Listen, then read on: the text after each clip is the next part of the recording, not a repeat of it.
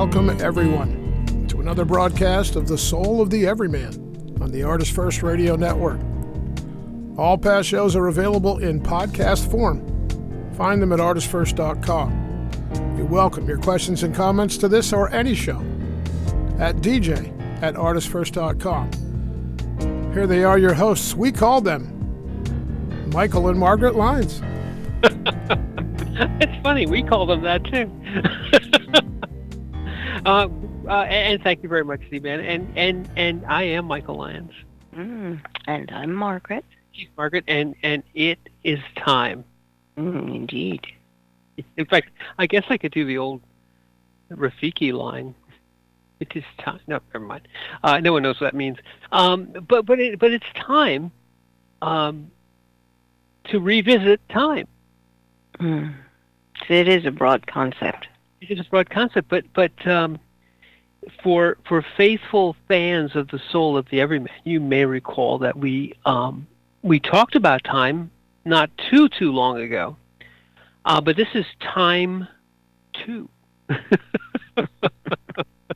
and it's important because of all the concepts that humankind has been concerned with, time is among the foremost. Yes. And maybe, in broad, it's because our time here is limited. We have a limited amount of time.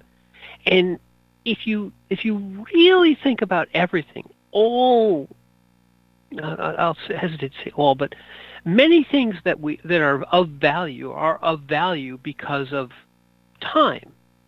Either the time that they took to produce, or sometimes the time that the experience of them, the time that you spent on them, and I'll start off right off the bat with the quote that's probably going to be up on the website very soon, within in some period of time, because I think it's essential here in this discussion about time, because we last time we talked a lot about sort of broad concepts and sort of the relationship of time to culture and of time to to perception, and those are important things. Those are important things. But I think we're going to personalize it. We're going to bring it down and make it a little bit smaller and talk about the fact that time, and this is our quote, and it's a wonderful quote, time is a created thing.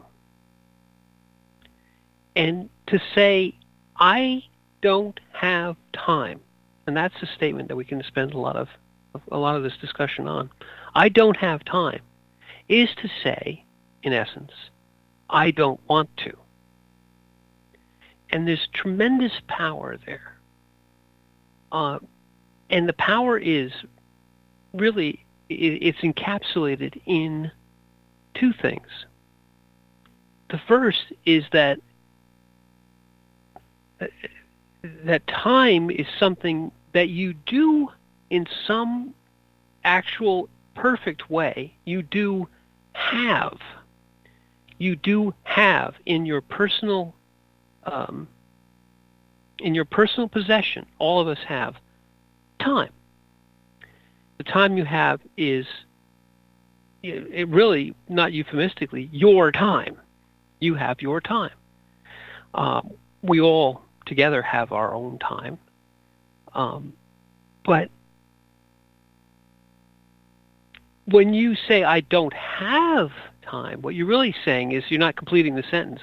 You're saying, I don't have time to spend on whatever it is.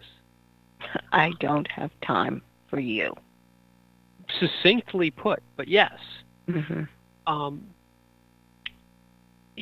It's the inherent portion of that statement is that I not only possess a limited amount of time, but that I can decide, and this is the key, I can decide on what I wish to spend it. Now, it is often the case that you may decide you want to spend your time on something, and the universe or other people decide that you don't get to do that. but in broad, you do have your time, and you have your volition on what you're going to do with it. And that, I think, is the heart of it, Margaret, is we talked about time from that sort of perception cultural point of view, which is sort of the external time. And I think this time part too is really more of a personal time. Well, how we operate on the foundation of time personally, each one of us. There is a general assumption that, yes, I have time. Most of us usually just break it up into what we can fit into a day. Mm-hmm. Although, if you're super anal, you'll set it all out in weeks and months, and perhaps years. Daytimers, they do have yearly daytimers. But when we're looking at time, because we kind of, in broad, make a general assumption, oh, everybody knows what time is. In the Western world, this concept of time is, well, you got to go by the clock, or you got to go by what your phone's telling you. It's time for this. And it's a wonderful way to coordinate people to all come to a common point so that we can interact. But the first phrase of this quote is, time is a created thing. And in the Western mind, we are constantly thinking of time as linear. It's one moment after the next, 1 minute after the next, and you can see it being counted off on the face of a clock, or the numbers going by on your screen. But there are concepts of time that are not run linearly. That's when your time is, how I would describe it, as spherical as opposed to linear. You understand that there is a wholeness to your existence, and it moves through this dimension we call time, with interactions and creations that happen moment to moment. It's closer, I'd say, to maybe what the exposure to the Aboriginal mindset would call dream time, where it's understanding that it is byplays of your life across a landscape that creates your world. So it's very personal at that point. And encounters aren't necessarily planned. It is what happens, what unfolds, is what the energy of the land is telling you at that moment. Or for the American Indian, it's the spirit that is in that part of nature that is speaking or expressing itself in that moment. And that particular type of spirit, say you're from the Eagle tribe, identifies with certain qualities than from the Bear tribe. So the idea of time originally starts out as very personal. We as a modern society have expanded it to try to coordinate the rest of the world. Well, and I think this is a key concept, is, and I think you just said it, but I'll say it again, the idea of time as an independent existential thing that runs without anybody else doing anything. In other words, it's just this clock, it runs.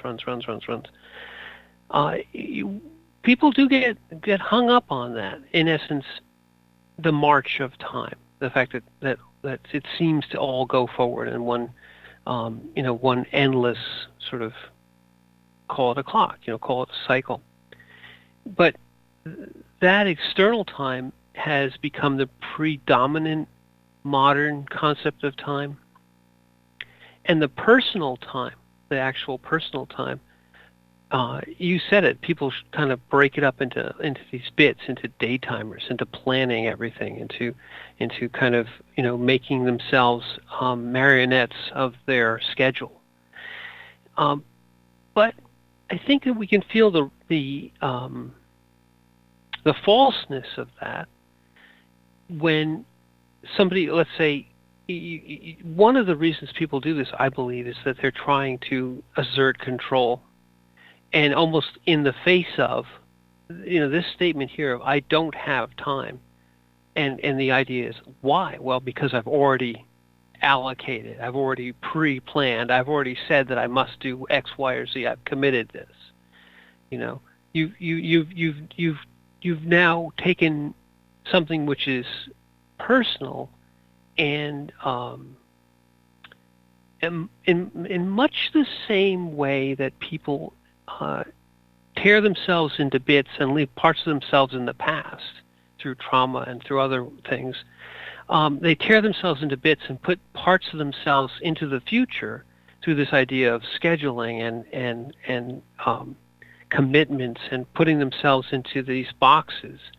And then this idea that you are now no longer a volitional being, that you're in essence slaved to this schedule, and that I, who really created time, no longer have any time. It's like I've given it all away.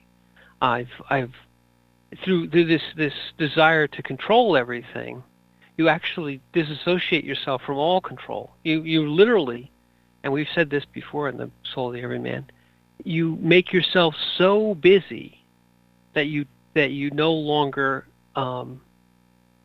you feel that nothing can affect you. I don't have time for that. I don't have time for anything that I haven't planned. Right. It's not been designated a slot, therefore it can't be important.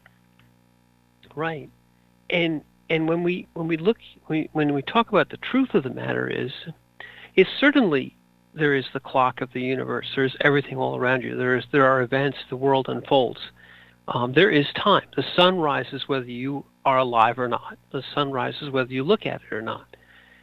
But yet, it is much more important to understand that your personal time is the moment of decision that you have. It really is, when we talk about Tolle for a second, the now time.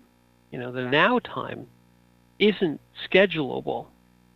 And it also, the statement, I don't have time, is completely antithetical to now. Because at the moment of now, you have limitless resources to time. In other words, nothing stops you from acting in the now. True. In fact, nothing can stop you from acting in the now. But the latter part of the statement, and the statement is by Lao Tzu. Yeah. Okay, is I don't have time is to say I don't want to.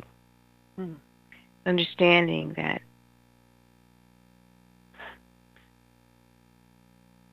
deciding whether or not you would like to do that, and the response is I don't wanna, means that no time for you. Yes. And there's something there too. It's Lao Tzu, so there's depths and depths to the meaning here. Because when you hear he's talking about the first statement, time is a created thing, which means that personally you create time. You create your own time. And this statement when you to say I don't have time is a response to a request. Someone says, can you, will you, do you? And and your response is, I don't have time. And the falseness is that the more honest response would be, I don't want to. I don't like you. I have no wish to spend time with you. Right. I hate you and everything about you. But rather than say that, and perhaps it's a perhaps it's a cultural thing, but I think it seems to be somewhat. Lao Tzu, of course, is hundreds, if not thousands, of years ago, and in a completely different culture. The idea of saying I don't have time is really to say I don't have time for you. You're not worth my time. And still, we've kind of danced around this, but still the concept of a personal time and assigning a worth to it is really essential.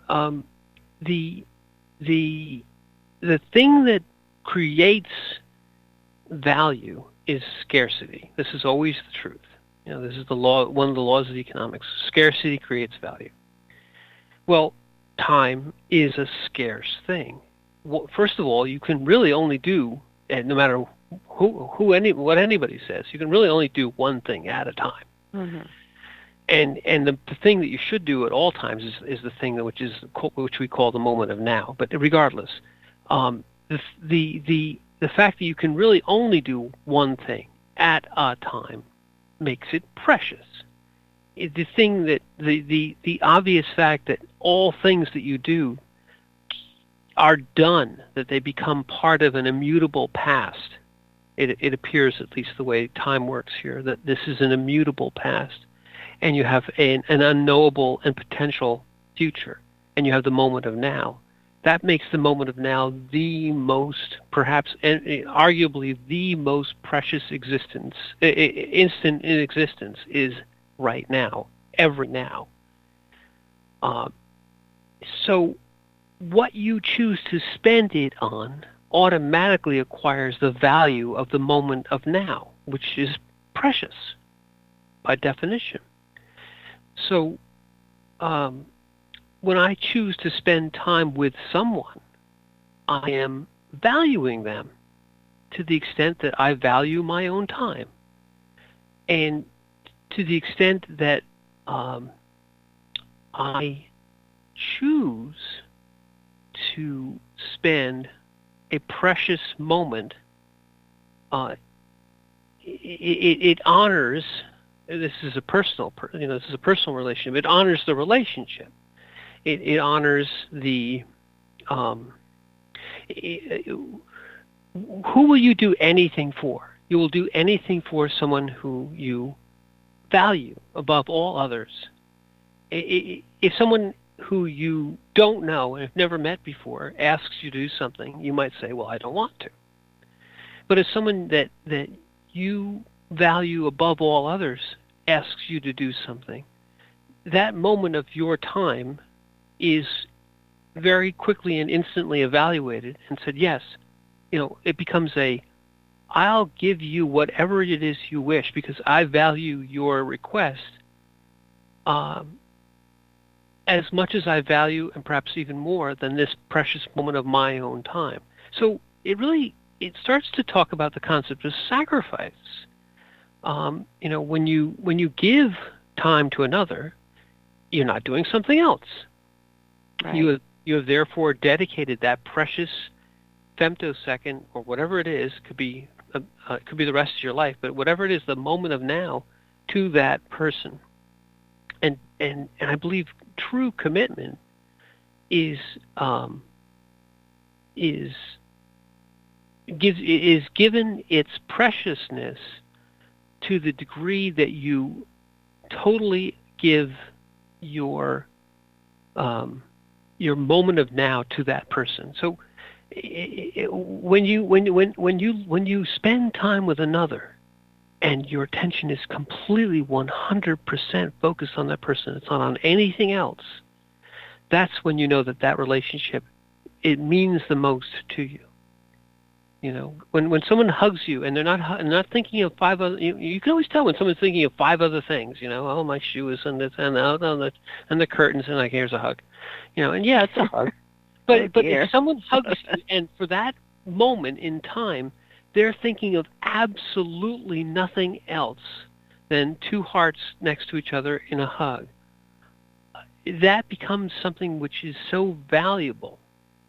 It also engenders the other person's response of the same amount. To the extent that you value this moment, you give it, you get it back. But I'm going far afield. I'm sorry, you wanted to say something. Right. I was going back to the language. What the phrase that you commonly hear is, what do you want to spend your time on? Using time, understanding it as an interchange or a commodity. But it's also understanding that time, if we look at it in the sense of, this is what you've been given in this world to spend on. It becomes at that point, you know, you mentioning value, but when you realize that you've only been given a certain amount of life force to expend on this world, and time is a convenient way of quantifying that. I only have this amount of time that I can spend, or that I can live my life down here. And I think I said before, in other cultures, they believe that you have only a certain amount of breaths in your body. And once you hit that limit of breaths, that's it. No more breath for you. Yes. But when you understand that you are spending your time or spending your breath on someone or with someone, changes the whole interaction of how you relate to your world, how you relate to the people around you, and what is truly valuable at that moment. So looking at it in terms, because man in general, we want to quantify things. We want to say we have this amount of stuff. You know, it's an outgrowth of, if you take it to an extreme, you'll get all the lists and the timetables and all set up. But when you take it in terms of the quality of your life and your life force, handled in terms of time,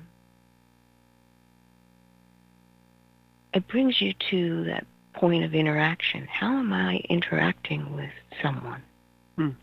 Do I want to interact with someone whom I basically know they're not going to be with me? They will talk at me, but not talk with me. This is truly an experience I wish to have.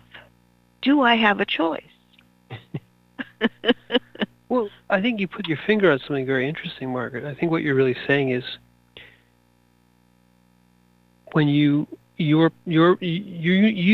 inherently, all of us inherently understand the preciousness of our time, and I think we feel viscerally wronged when our time is not honored. Case in point, you just mentioned it. You say, well, I'm going to spend some time with a person, but yet, if I don't feel that I'm getting that same level of commitment back, in other words, I'm taking my 100% of me now, and I'm going to put it I'm going to spend that moment or several moments or whatever period of time. That many breaths. That many breaths. That's a great way to put it. I'm going to spend that many breaths with this person. Yet we immediately can feel, and this is a topic of discussion too, you can immediately feel whether or not that person is returning that same level of attention or commitment or time. And as soon as we feel that there's an inequity there, there's also a resentment that rises. And then you also mentioned, and this is very important, do I have a choice? Am I being, in essence, forced to spend my time? And we as human beings have a great revulsion to anyone who will force us to spend our time, or therefore really remove our ability to choose. In other words, take some of what we consider precious, our breaths, our time, away. Take away our ability to determine, to choose for ourselves. And so really time is at the root of value, but the freedom to choose is very near the heart of it all. The reason that you have the precious time, why you own your time, is because you own your life, and that to the extent that you are free to own your own life and your own precious spark is what makes your time yours. Mm-hmm. And valuable. And valuable, but it's so important that you are free to choose what you spend it on, because without the freedom, it is merely it's not necessarily it's a form of enslavement, but it really is. You just said it. It's not. Is it worth my time? It's not worth my time. To the extent that I have no freedom to spend my time, makes my life valueless, or at least not worth living. It's not life. It's not life anymore. Right. This is when it comes down to our human experience. It isn't life. There is no interaction. There is no exchange. There is no moment where you can take a step with another into that eternal point. Isn't that at the root of why we were created free and separate? Yes. If we are just all components of the Spirit of God, and not able to do anything except His will, we are not free, and nor is that life worth living or precious. Correct. You just become not exactly lifeless. No. But you become a program. You become no more than the clock of creation. Mm-hmm. And that is not who we are in our very DNA. So it's interesting. You know what makes life is not just time. Time is always there. The clock of creation moves. It is an analogy by which we as human beings will be able to manage our interactions. It's a tool. Well, I was going in a different way, but go ahead. What I was saying is just having time, starting the clock of creation. If you are a God and you can start the clock of creation, is not enough. To give volition to a piece of your creation, so that it can choose, makes it actually life, actually live, actually have value. Why we are valuable is because of that, the choosing. Well, the choice, I believe, is a distillation of the act of creation itself. Because creation is a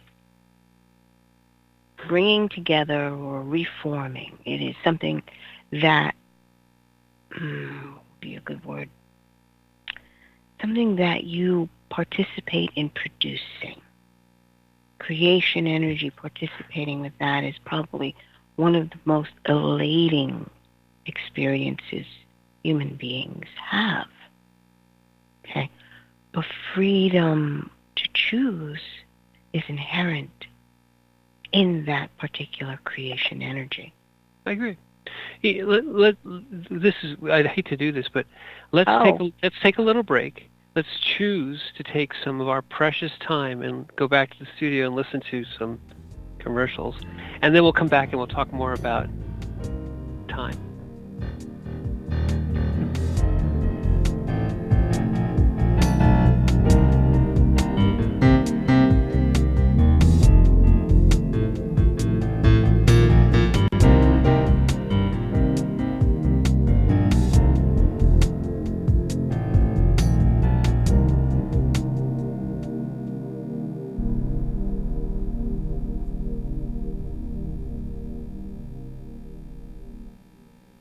The Fat Man Gets Out of Bed is the latest book from Michael Lyons, the award-winning author of There is a Reaper. Featuring 13 original stories, this wide-ranging collection has everything. Forbidden love, gods versus demigods, weird invading aliens, sexy seductive artificial intelligence, and unusual passion between the living and the dead. All set amidst fantastic worlds of pain and loss and boundless joy. From the sublime to the macabre to the bittersweet, The Fat Man Gets Out of Bed will leave you breathless with laughter, brimming with tears, trembling with suspense. Available now on Amazon.com, Google Play, iTunes, Kobo, and fine e-tailers everywhere. Attention soldiers, sailors, airmen, Marines, and coasties. The holiday season is right around the corner, and some of you might be wondering, how am I going to afford to travel back home to visit my loved ones? Have no fear. Holidays for the Heroes is here.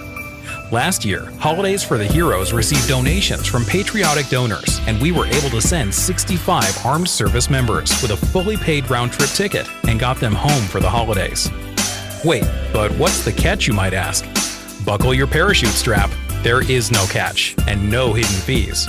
Just contributions from good old-fashioned Americans who want to help heroes like you and show their appreciation for your service. If you're an active soldier and want to register, or an individual who wants to be a part of that growing group of patriotic donors, please go to www.holidaysfortheheroes.org. That's www.holidaysfortheheroes.org.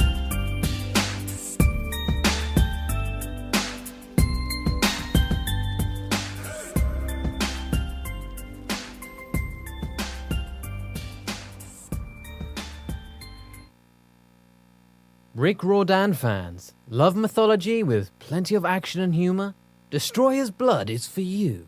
The new fantasy novel by award-winning author Michael Lyons is book 1 of the adventures of Devkalion, the Blood series. Follow Dev and his magic sword Betrayer as they are suddenly attacked and forced to return to Olympus to fight in a war they want no part in. The world of men and gods is about to be destroyed by Zeus's ancient foe, and only Dev and Trey can stop him. The conflict never stops, and the amazing twist will have you on the edge of your seat. Act now while the ebook is on sale for only 99 cents. Destroyer's Blood is available on Amazon.com, Barnes & Noble, iTunes, Kobo, and fine e-tailers everywhere. And while you're there, get the free prequel, It's in the Blood, available for a limited time.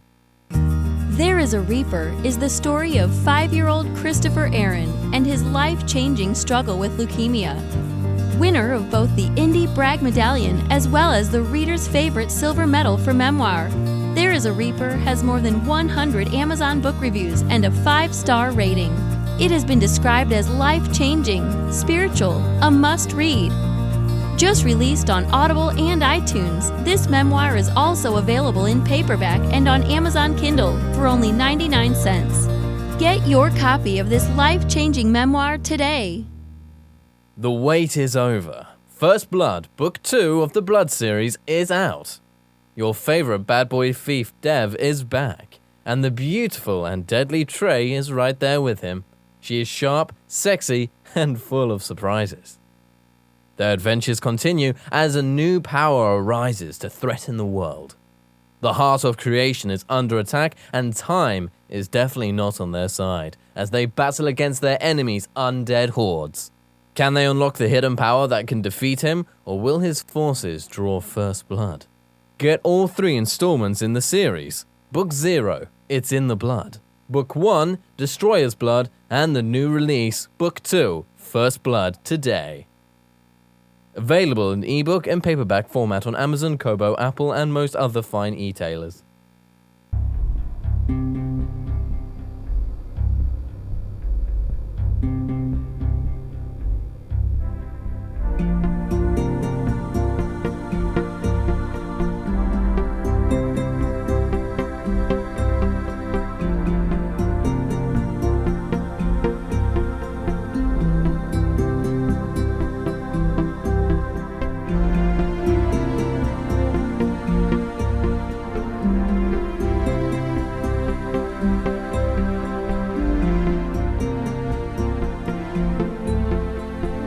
Thanks for joining us on The Soul of the Everyman. We'd love to hear from you. Send your questions and comments to dj@artistfirst.com. Back to your hosts, Michael and Margaret Lyons. Thank you very much, Scott. And it's time. It's time, part 2, second half. and anyway, we spent the first half hour really kind of I think properly dissecting time into this maybe perhaps under-noticed component of your personal time, and the fact that the personal time is what gives value to all things. And I think we came to, of course, a very interesting point. And it comes from the point of view, let's all imagine ourselves that we are the creators of the universe, which is pretty much what people imagine all the time. And as the creator of the universe, the very first thing you might do is say, let there be everything. Skip all the light and all the other nonsense. Just right to it. Let it all happen. Bam, there it is. And without very, very rapidly, without any sort of other stimulus, you would realize that none of that matters, that all creation doesn't matter unless you give to a piece of your creation one precious thing, its own personal time. And that, the giving of personal time, which is what you said, the number of breaths you have in the universe, and it presupposes two things. You've created an individual, something which is uniquely has the ability to choose. And in choosing, you said it, the emergent property of choice provides time. It provides the concept of a personal time. When you have the universe as a clock, it's eternal, and you say, well, there's time, but it's really timeless. It doesn't matter. None of that time has any value. It just is. And then you give a piece of creation the ability to choose. You say, here's your time, whatever it is. And even if it's in relative to all other things, a flash, a brilliant spark. But during that piece of creation's personal time, it can choose. And that's us. We are here for the briefest of moments as far as what the universe may look at as all of existence. But it's the time scale of the universe. Exactly. But it's so the thing that makes it worth living is it's yours. It's your time. These are your breaths. We, all of us, get to spend them. We get to own them. And we get to choose. And that's what makes all the universe worth having. To a God that created it all, if you believe a God that created it all, to a God that created it all, the only thing worth paying attention to are the pieces that can choose. Right. Everything else is just so much window dressing. Yes, considering you know everything, you already know how it's going to go. Right, but then you have these pieces that can choose. You're like, man, they're so interesting. they do everything. What is that phrase that God likes a good story? God likes a good story, and we're good at telling stories to each other and to ourselves, a lot to ourselves. But When you think of it that way, though, it begs the fact that if you are an individual, a being who is eternal, and you've elected to come here to interact with this world and experiment with your choices, it means that you're creating a story that can be shared with not just others, but with your own God. And it's an interesting concept, because that means that, all the rest of it is an illusion in a lot of ways. Yeah. So much window dressing. I mean, if you to tease that out a little bit, you mentioned last half hour about us participating in creation. We do. We come here as sparks of the eternal into the incarnate with the one precious ability, which is the precious ability to choose, to own those breaths that you get when you get your get out of spirit card and you get incarnated.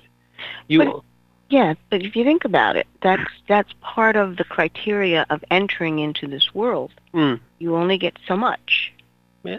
And whether you count it in terms of breaths or linear times or years, or however else we count time, but what is precious, because it's an extrapolation of what is precious, and it is your life force that is spent down here.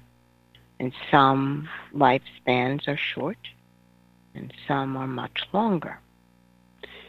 And I think it makes it even more precious that when you come here, you aren't given an hourglass that's running out, and you say, well, I have just this much left. And look, there it goes. Oh, there's another grain. You don't know. You would fixate at that point. If everyone knew how much time they actually had, can you imagine? That would change the whole structure of civilization. Yes. And there have been interesting and beautiful stories written about exactly that concept. Because I think we understand at the heart of this precious thing we call life is not knowing lots of things, but not knowing how many breaths you got and not knowing what's going to happen next. So we sit there and go, oh, I would love to know what happens next, and I'd love to know how much time we have. No, both those things would be unmitigated purgatory. If there was a little clock that stood next to you that was in every waking moment, you just watched it going, as you said, clicking away, and when the last grain falls, you die. That it would become the most horrible existence ever, because you just sit there watching it go away. Instead, it's blissful, because you're like, I don't know how long I've got. I better live right now. You have to choose to. Yes. It's interesting, because what is it that you're fixating on in this world? And we're creatures of habit. All right. We would, if we had a little timer next to us that would show us how much we had left, we would just fixate on that endlessly. You know how we all have our phones? Yeah. Everybody would have, it's the life app. Right. This is how much time you actually have left. Right. It would be like people would fixate on how they were going to die. It would be horrible. And the other thing we just said is if you knew what was going to happen, if your whole life was laid out in front of you, and it's like every event, the future, everything right to the end, where you every event that's in your life, ahead of time, it would make life completely not worth living. It would make you just an automaton. It's the same thing as having no choice whatsoever, because if you know what's going to happen, there's no point in doing anything. Well, the question that arises at that point is, why am I here then? Exactly. What difference does it make to my life? Exactly. It's pointless. It becomes pointless. So it is understanding that choice is an incredible, powerful gift. Right. that you have the ability to engage in and actively engage in. If you actively engage in your choices, now think about that for a second. Because most of us, choices are almost impulsive. It's like, I'm hungry. Do I want pizza or hamburgers tonight? Kind of thing. It's just an impulse thing. But if you actually engaged in your choices and you would roll together in a 360 manner the experience of what it means to engage, or if we're talking about choices of eating, it's like, what am I eating and how it tastes? What is my body asking for? Do I need this or that? And the preparatory, am I going to make these pieces? Am I going to buy them from someplace? Am I going to travel halfway across town in order to get what I want? It's again, to say you don't have time means I don't want to. And the perfection of not knowing what's going to happen next is because you can choose. Or rather, to turn it around, if you knew everything that was going to happen, there would be no point in you choosing, and therefore you wouldn't be an independent being. The unknown future is a signal to us that we must live here and make choices, that we have the ability to do so. If you, in fact, I would postulate that the mask of the future, the fact that the future is unknowable, is because we exist. The future, if you create a clock universe and you're a God of all things, and you've created all of it from the beginning of time and nothing has volition, then you know every state. You know the whole thing. You know exactly how it all works out, and it's boring. And then you put a piece of it in there and you say, this piece owns its own life. The universe suddenly transforms. It's no longer deterministic. It is now indeterminate. The future instantly becomes cloaked because we don't know. There's a piece of the universe which can choose what to do next. And therefore, giving it that power means the whole future is unknown and cloaked. It also means the past is immutable. Our existence creates the immutable past and the unknowable future. It's an awesome power of which the universe becomes. In other words, there is no universe other than the clockwork until you put a being in it that has a choice. And the choice means that quantum physics down to the Planck length and the Planck time becomes important because we don't know what's going to happen. And you collapse the wave function out of God knows what. God doesn't know what, in fact. And it means that every time you collapse it, it's written on forever because now it happened. It didn't happen until we chose it. Now you put more than one person, and each one has their limited number of breaths, and it becomes even more interesting, and the future becomes, even if it can be so said, even less determined. Because every one of us in dreaming the common dream is knitting the future universe and looking at the immutable past. And what is the immutable past? We've often talked about as our experience bank. What did we do? We look back on what we did, our record.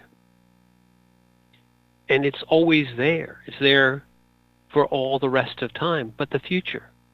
And I would say the soul of redemption, the soul of forgiveness, can only be contained in the future, in what I choose to do, to forgive, or to redeem, or to absolve.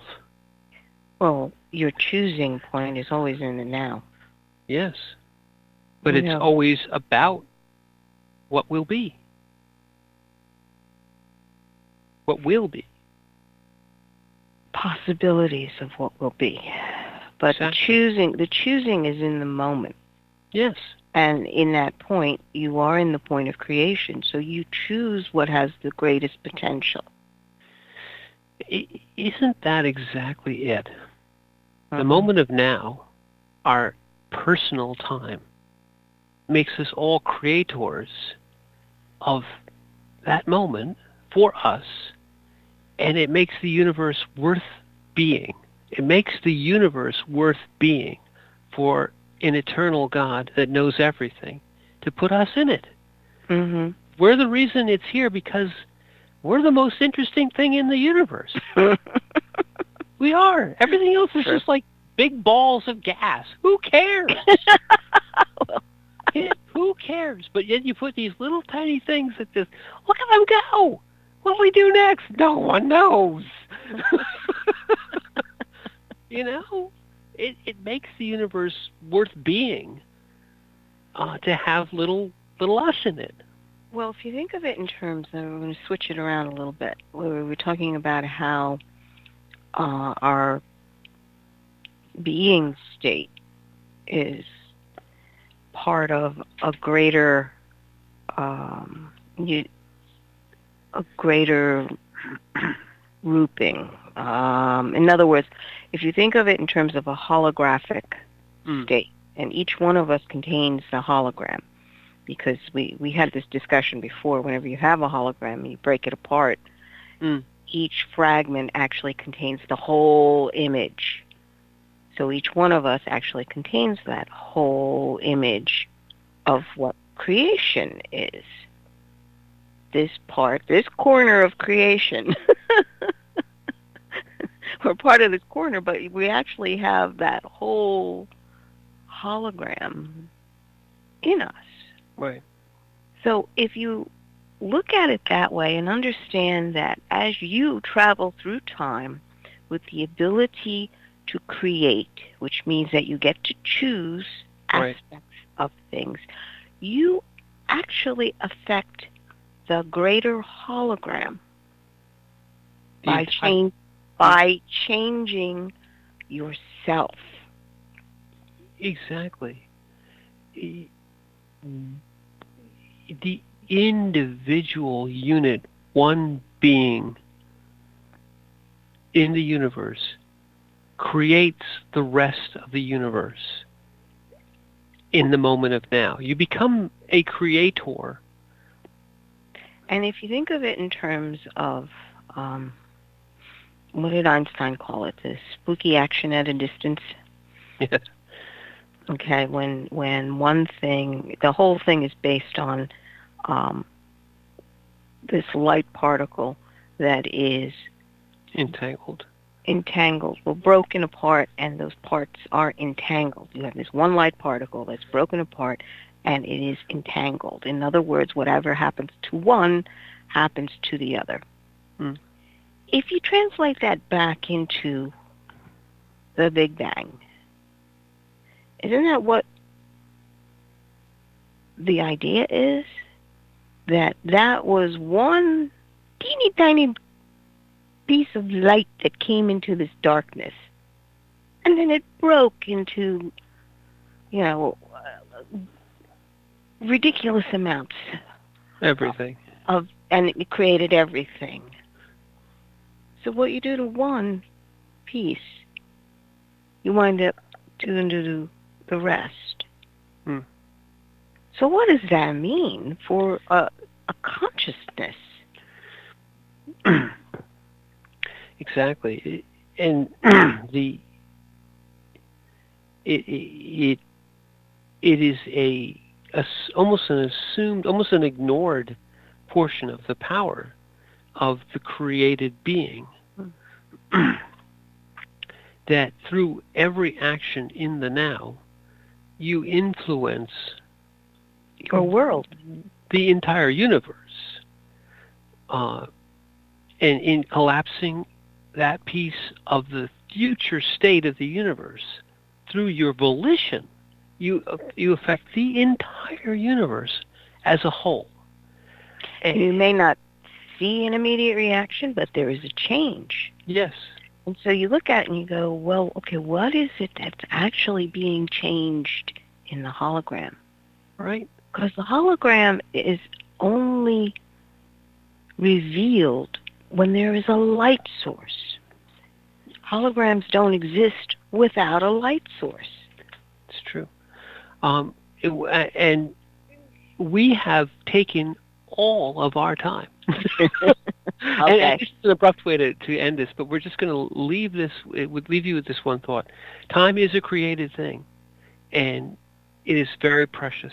And so go out and use the time that you have to create and influence our universe. Mm-hmm. And I'm Michael Lyons.